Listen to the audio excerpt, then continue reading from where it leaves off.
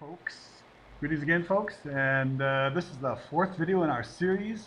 This will be the first of at least 3 videos dealing with snapshot or 10-second 12-lead ECGs only, and we can show you what we can do with these. This was a file that we received in XML form, came off of one of the major manufacturers' machines.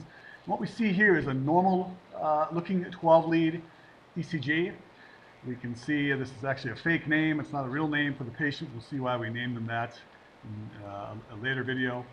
But essentially has a sinus bradycardia and does cause some high QRS voltage, probably a normal variant though, according to this automated interpretation. And if we look at the ECG itself, it looks pretty normal. We can see if those voltages add up to anything.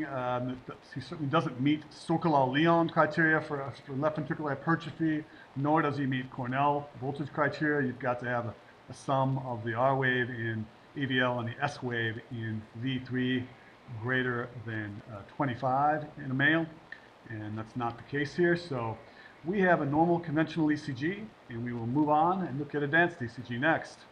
Here we've got the file running. In this case, we're looping our file because we only have 10 seconds worth of information. We're only going to have our signal average and our T-wave complexity. Here we're looking at those fiducial points again, beginning and end of P, QRS, and T, and they all look good to me. So I think we are set, and we're going to trust our values as we go over to our advanced ECG now.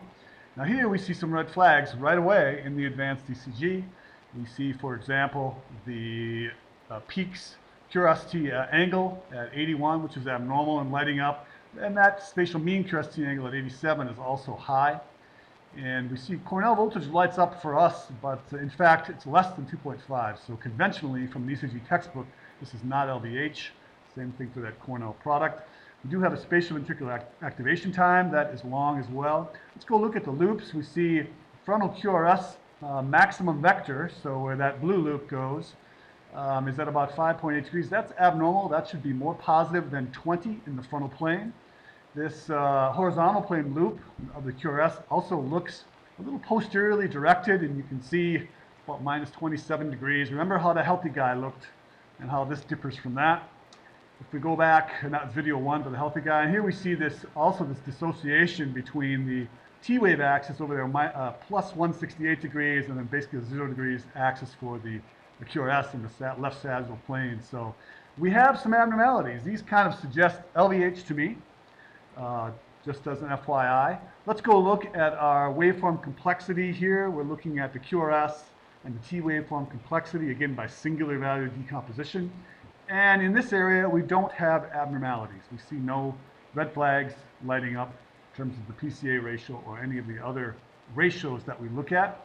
So we're okay with that. So with that, we can, again, remember we're not going to have QTV or RRV in this recording because we don't have a 5-minute ECG. We only have a 10-second snapshot. We go back again. What we're seeing here again is a red as normal conventional ECG, but we've got some abnormalities in our 3-dimensional ECG especially, and then we will again in a later video let our statistics tell us what this patient has.